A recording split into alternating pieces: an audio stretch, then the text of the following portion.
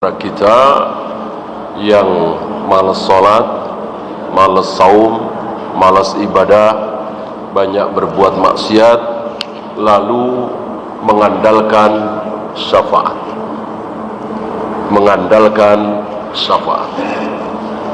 Jelas ini keliru.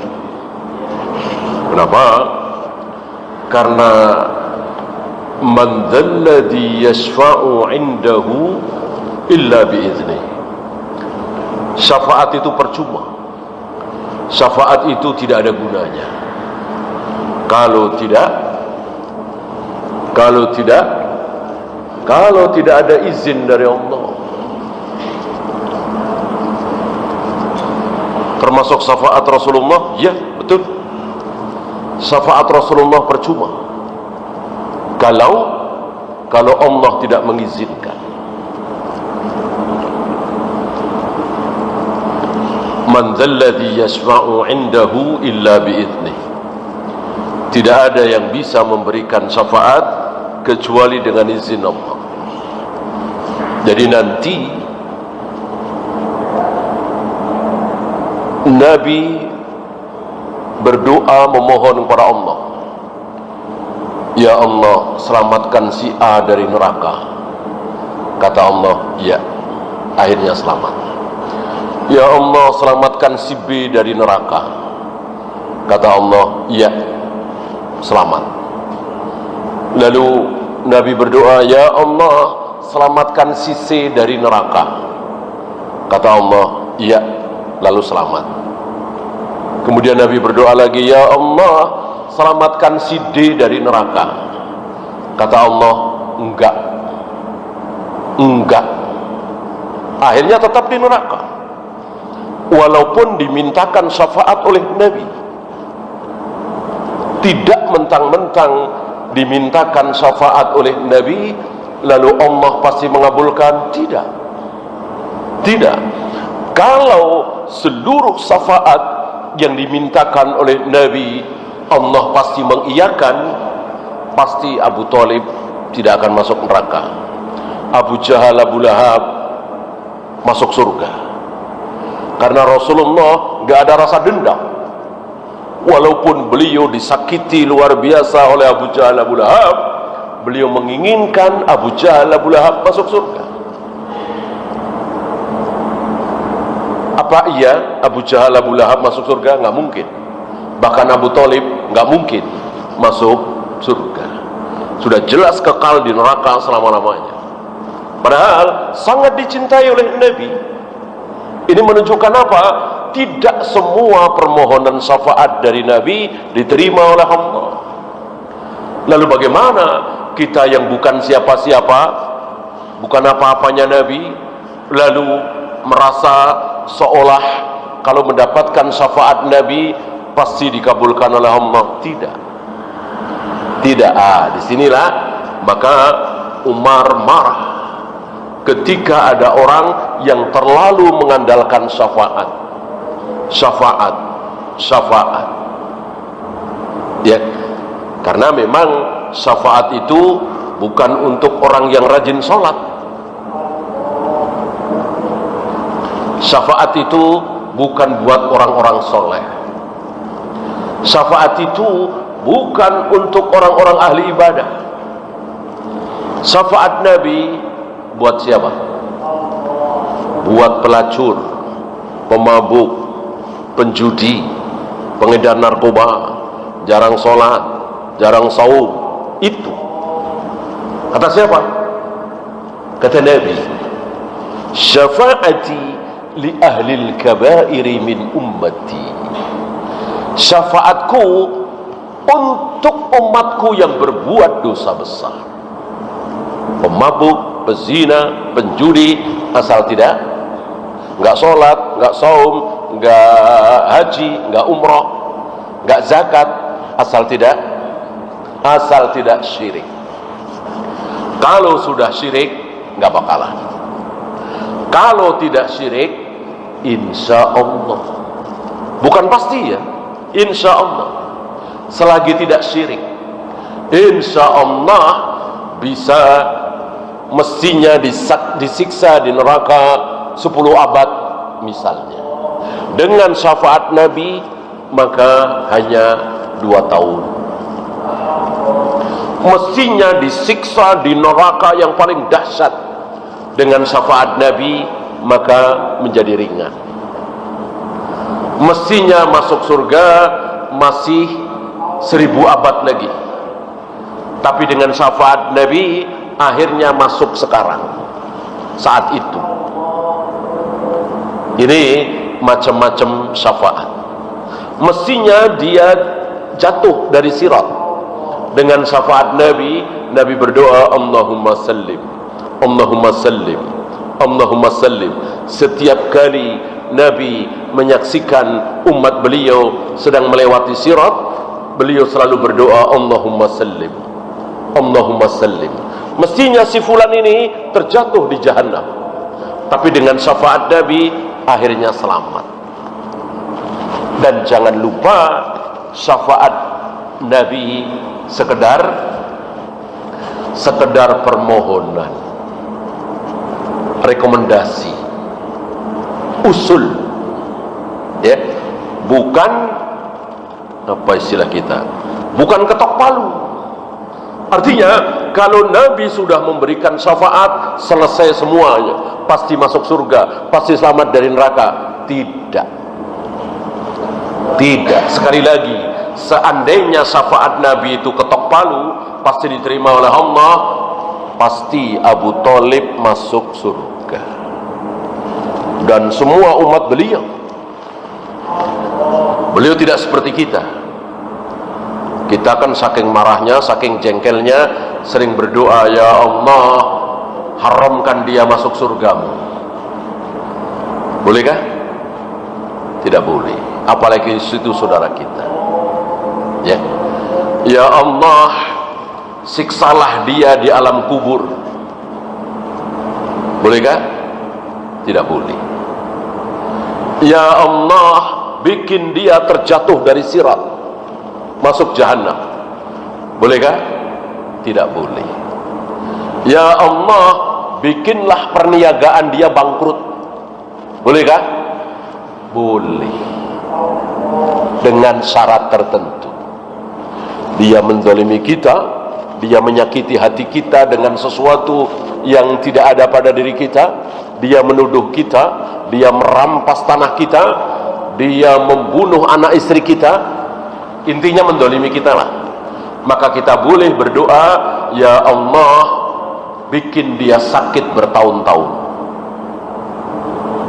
Ya Allah, bikin dia sengsara seumur hidup. Bolehkah? Boleh. Ya Allah, masukkan dia ke jahanam. Bolehkah? Tidak boleh.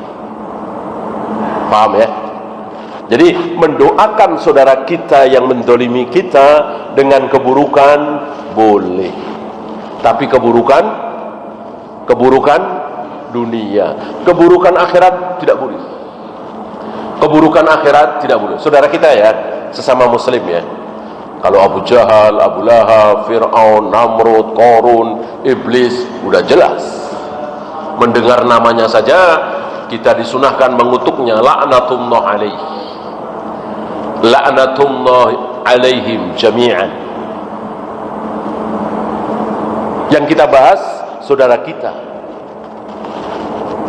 Mentang-mentang dia menzalimi kita, kita sakit hati, lalu kita doakan supaya dia masuk jahanam, supaya nggak bisa masuk surga. Tidak boleh. Paham ya?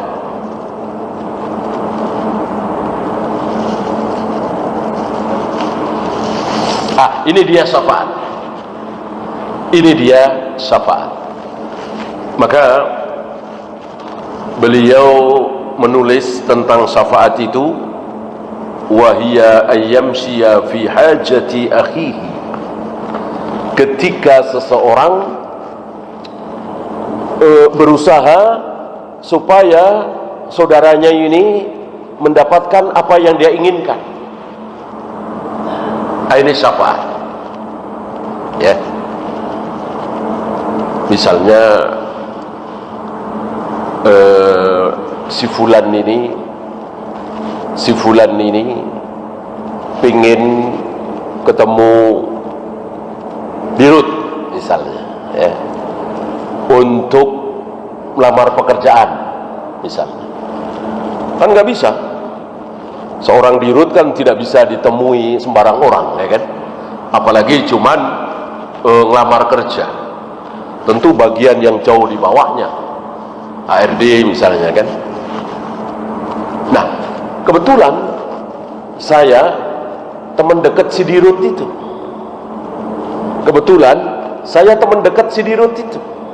Sering makan bareng, ngopi bareng, bahkan saudara misalnya, adik saya misalnya. Nah, si fulan ini minta tolong ke saya supaya memohon kepada si dirut untuk menerima si fulan sebagai karyawan di situ. Tentu saya tahu dong, si fulan ini pintar, cerdas, jujur, amanah. Nah, saya sampaikan kepada si dirut. Kalau nggak disampaikan kan dirut nggak tahu, yang tahu saya. Dan tentu saya tidak boleh berbohong, ya. Kalau nggak amanah ya nggak boleh saya bilang dia amanah, orang nggak amanah. Nah, saya tahu persis si fulan ini dekat juga dengan saya, pernah kerja bareng dengan saya di sebuah perusahaan misalnya. Dia pintar, dia cerdas, dia jujur, dia amanah. Nah, saya sampaikan, ini namanya syafaat.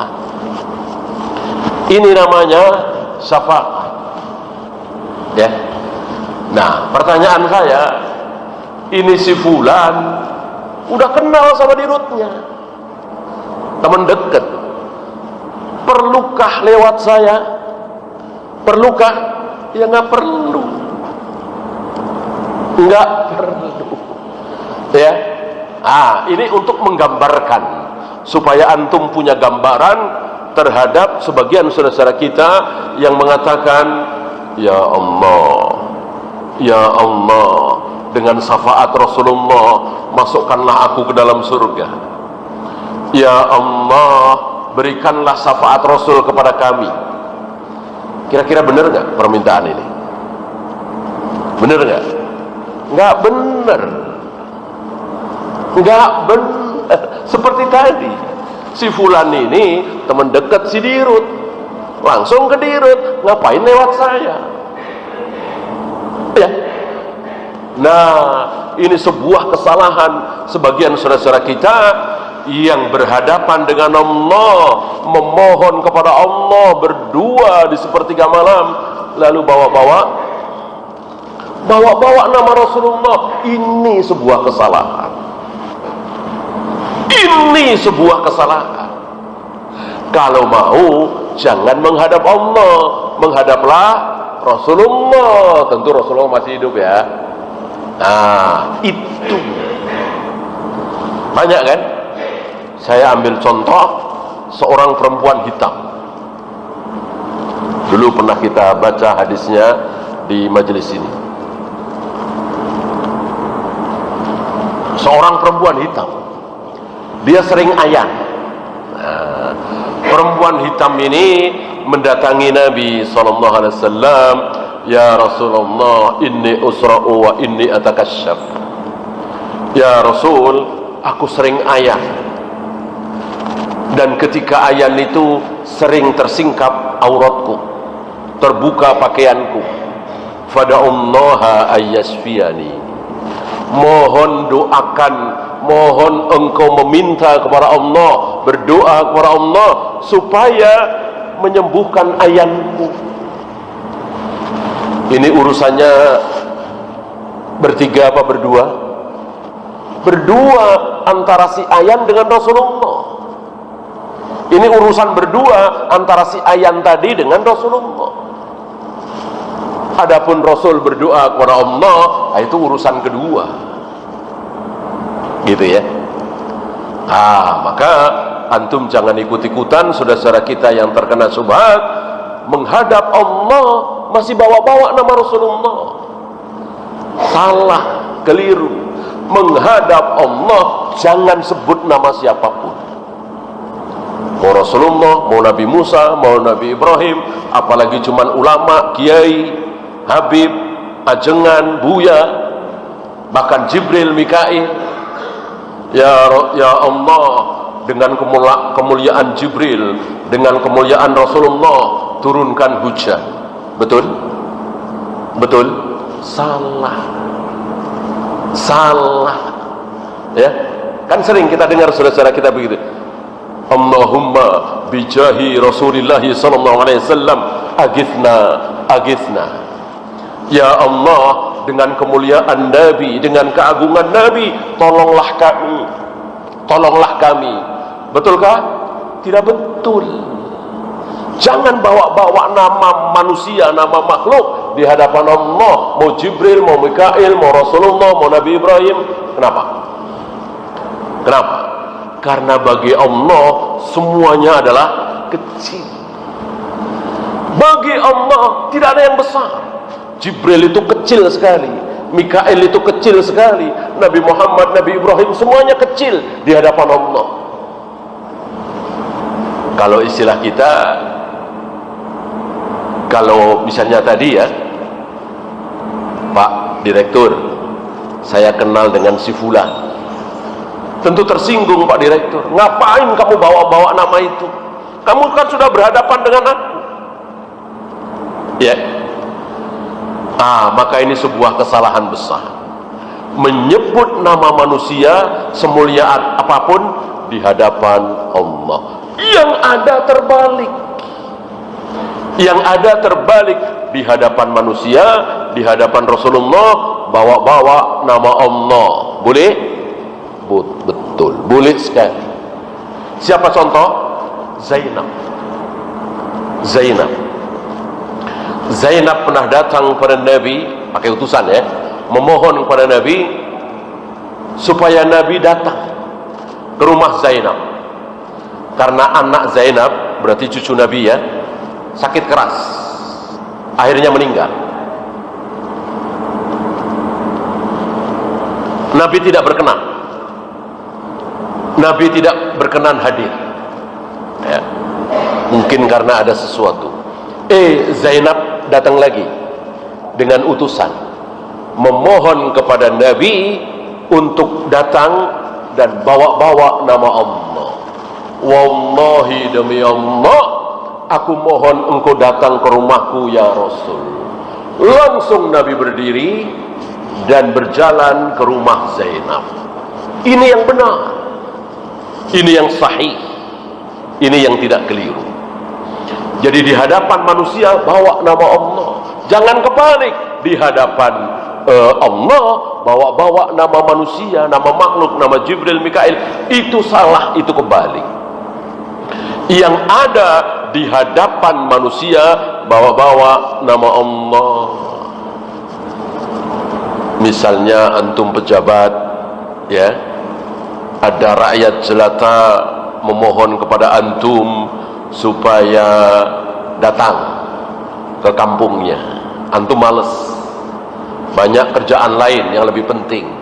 Tiba-tiba si rakyat jelata ini mengatakan, wallahi, demi Allah Bapak, kami mohon Bapak berkenan datang ke kampung kami.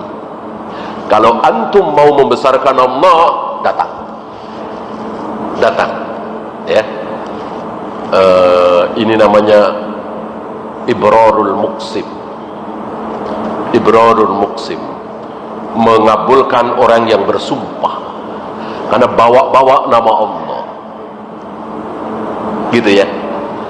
Nah, saudara-saudara kita ini salah, sudah berhadapan dengan Allah, berdua dengan Allah. Ketika kita berdoa memohon kepada Allah, kita sedang berdua dengan Allah.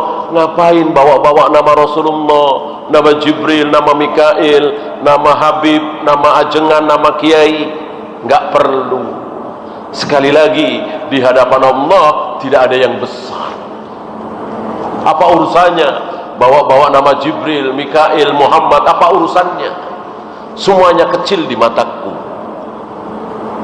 ya. Sedangkan Allah tentu besar di mata siapapun. Disinilah antum bisa mengambil pelajaran mana yang benar, mana yang salah, dalam masalah syafaat.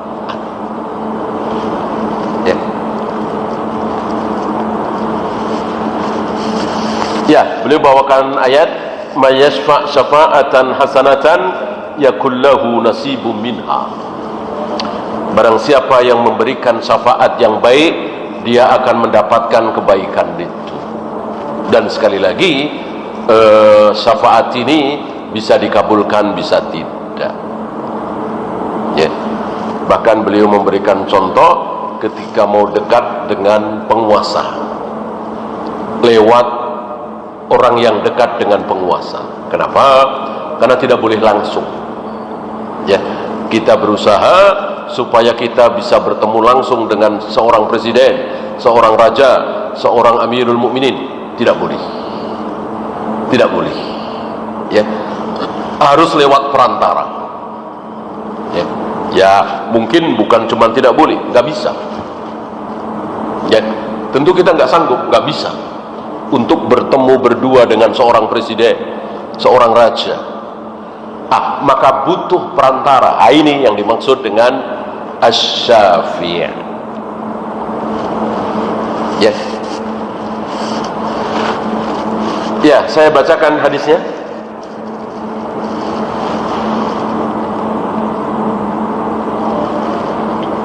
Hadis 246 An Abi Musa al-Asy'ari radhiyallahu anhu qala kana an-nabiy sallallahu alaihi wasallam idza ataahu talibu hajatin.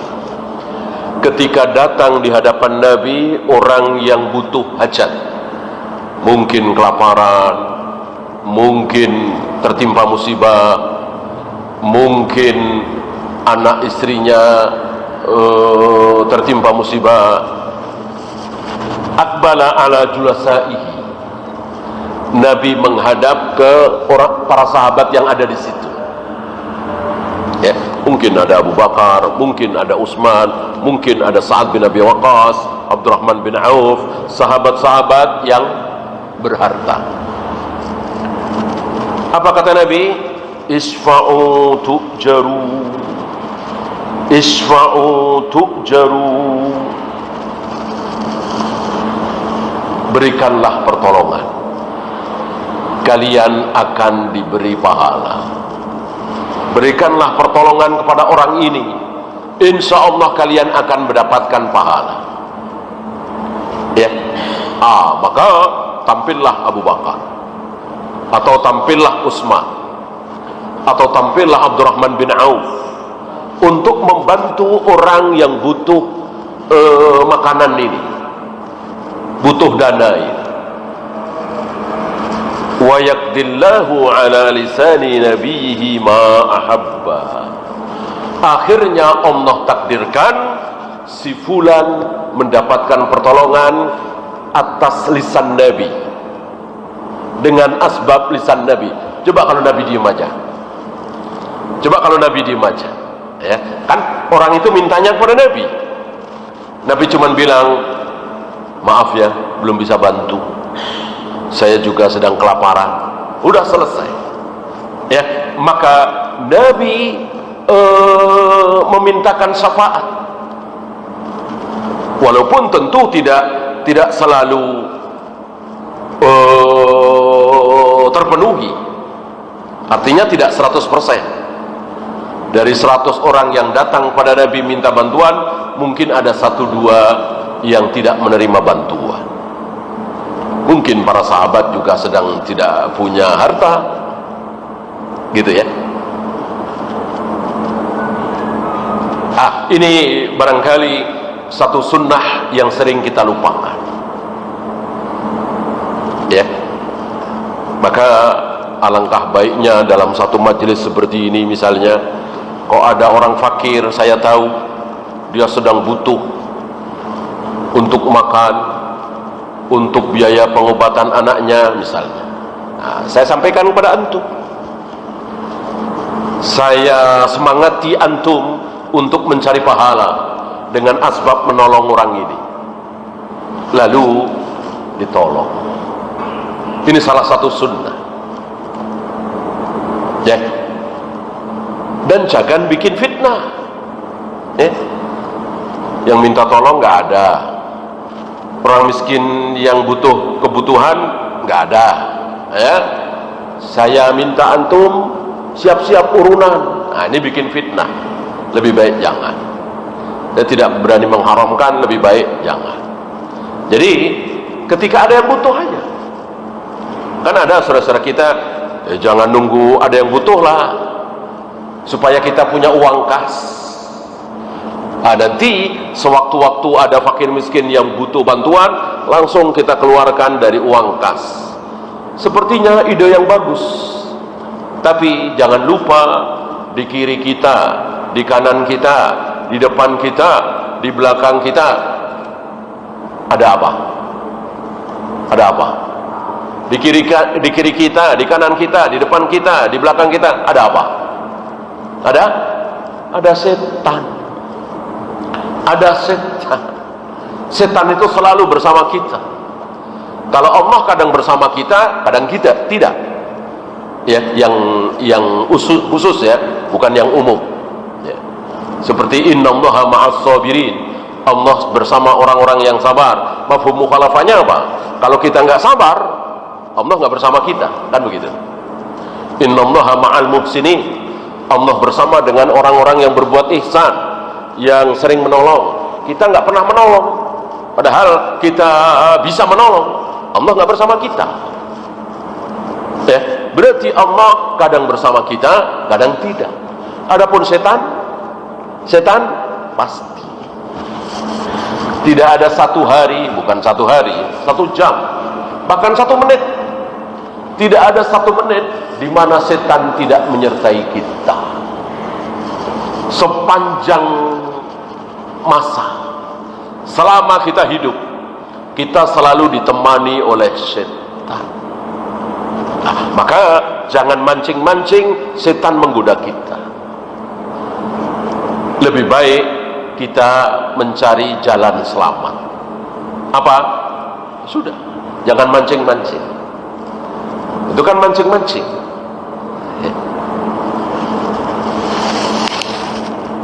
Ya, itu saja. Barangkali ada pertanyaan. Ini ada 2 fawaid ya.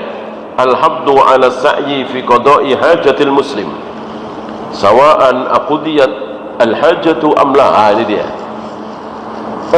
Tetap si fulan ini dapat pahala. Rasulullah itu dapat pahala, walaupun si fulan yang minta tolong itu akhirnya tertolong atau tidak tertolong. Gitu ya. Saya sampaikan kepada antum, barangkali di antara antum ada yang kelebihan harta, bantulah sahabat kita ini.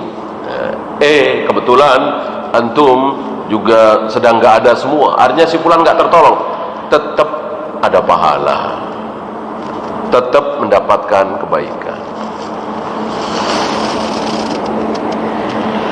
Satu lagi, la yaqa'u illa ma arada Allah. Tidak akan terjadi sesuatu kecuali apa yang dikehendaki oleh Allah. Walaupun baik sekali, Abu Thalib akhirnya masuk Islam, kan bagus sekali. Abu Jahal, Abu Lahab akhirnya masuk Islam, bagus sekali kan. Tapi Allah tidak berkehendak, ya nggak jadi.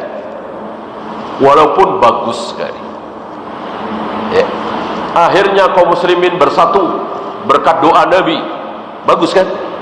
Tapi karena Allah tidak menghendaki, ya nggak terjadi. Maka walaupun Nabi berdoa supaya umat beliau bersatu, nggak terjadi. Maka sampai hari ini dan sampai kapanpun umat Islam pasti pecah, pasti tidak satu golongan, pasti akan 73 golongan. Oleh karena itu, tidak perlu buang-buang waktu untuk membuat seluruh kaum muslimin satu kelompok bersatu. Ini buang-buang waktu, percuma. Istilahnya menegakkan benang basah.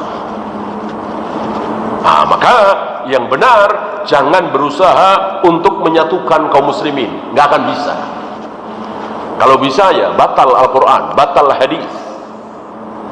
Maka ajaklah kaum muslimin berusahalah supaya saya, antum, keluarga kita, tetangga kita, kenal kita masuk ke golongan yang satu, bukan yang 72.